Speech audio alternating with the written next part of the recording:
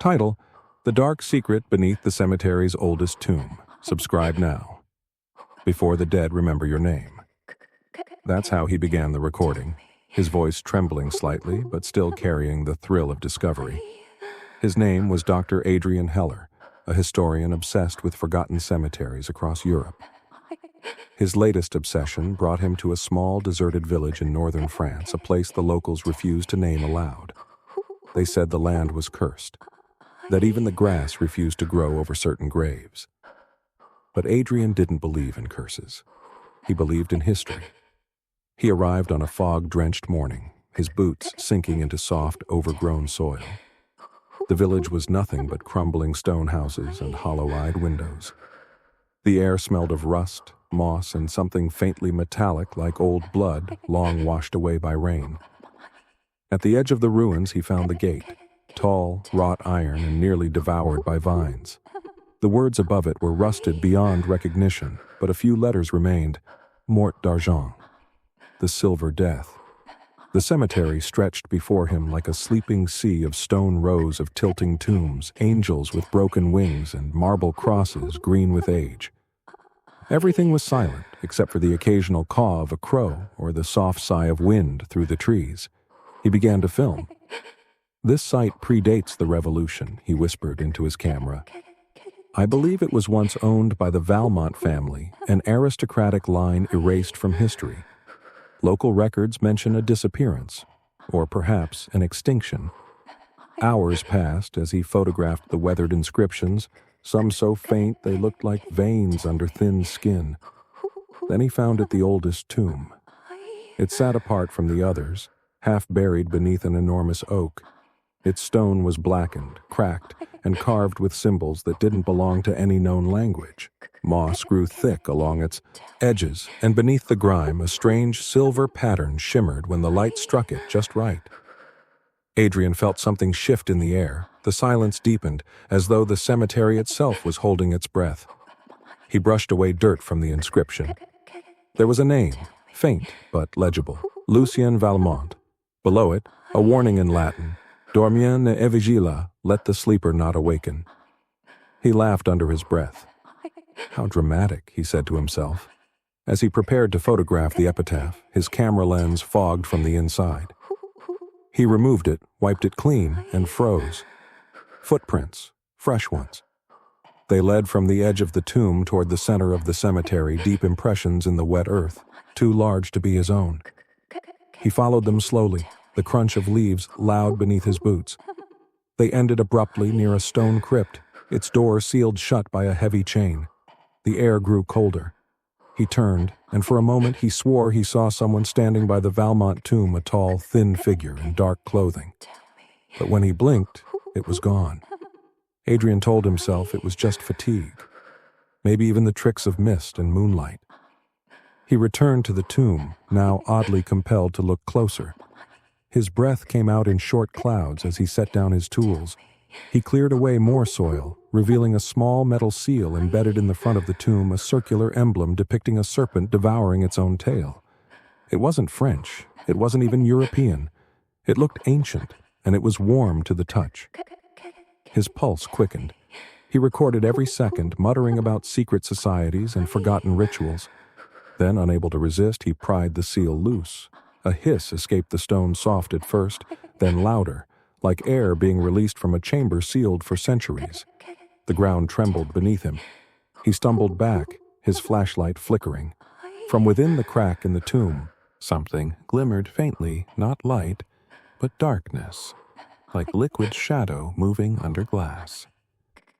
Then came the sound, a slow, rhythmic knock from beneath the stone. 3 times. Adrian froze. The knocks grew louder, sharper, until the stone itself began to shake. The air turned heavy, thick with the smell of burnt metal.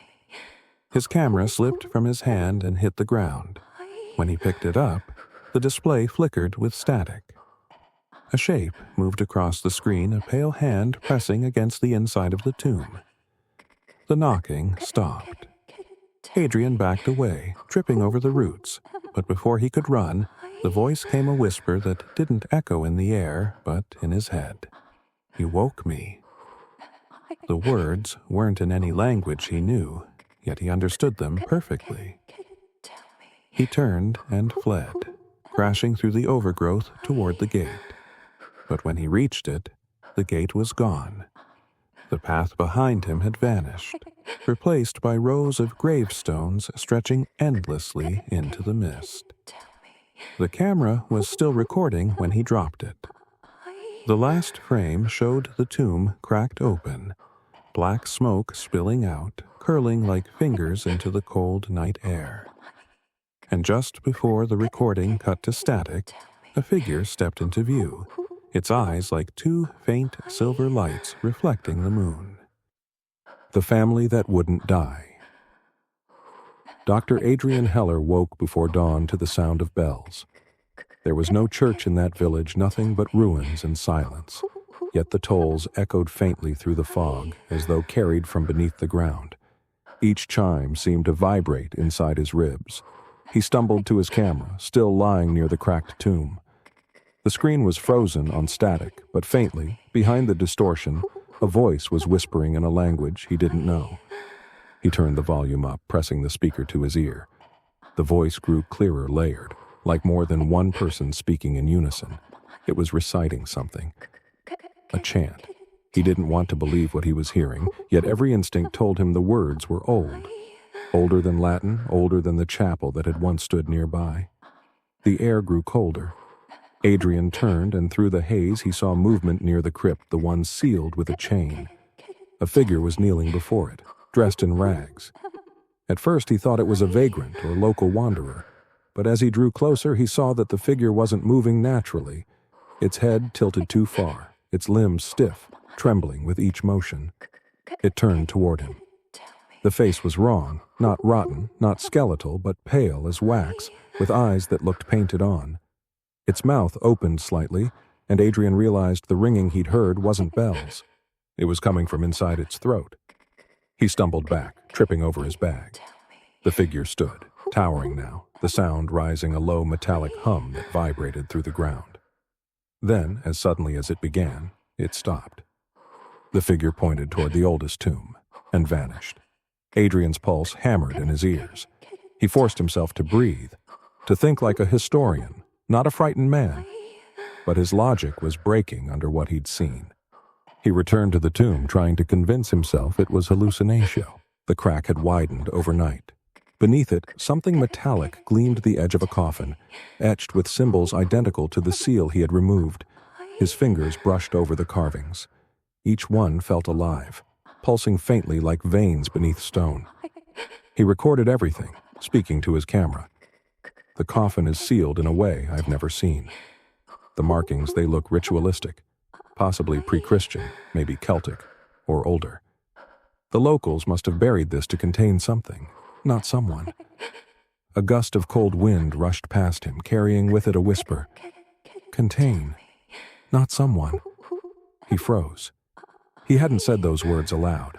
Adrian looked up. Across the cemetery, faint lantern lights flickered, dozens of them.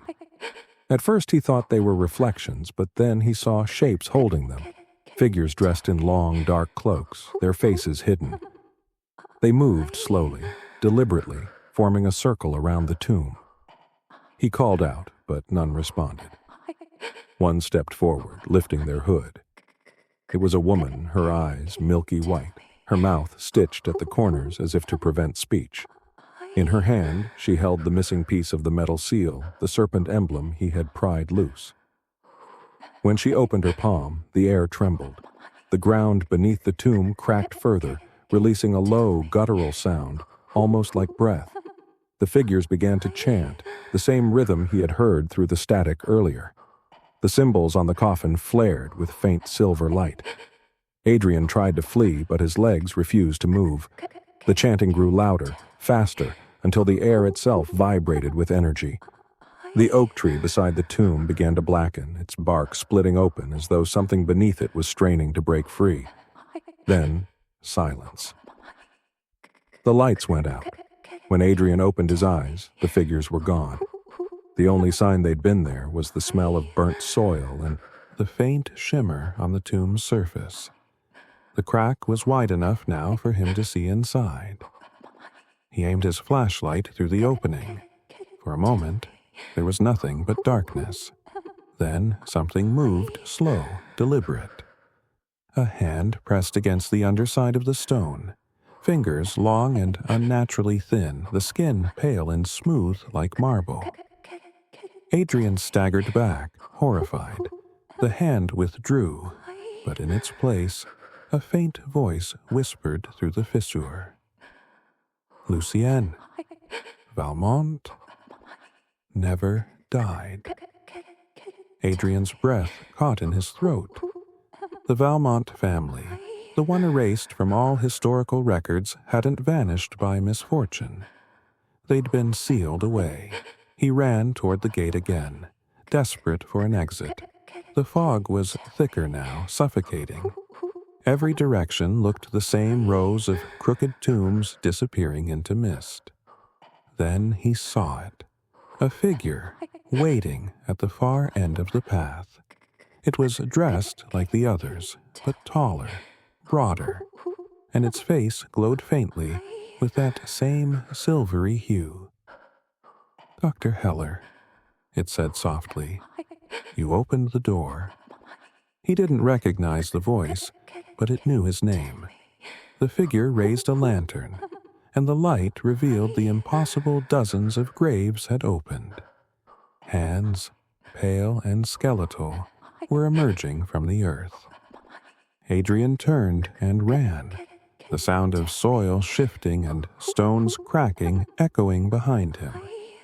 His camera bounced against his chest as he stumbled, recording fragments, the broken tomb, the glowing sigils, the movement in the dirt. When he looked back one last time, the figure was standing atop the tomb, watching him. Its face was serene, almost human, but its eyes burned with silver fire. "History remembers," it said. Then everything went dark. The next morning, the villagers found Adrian's camera near the gate. The last clip showed him whispering frantically into the lens. They weren't buried to rest. They were buried to wait. Then, static.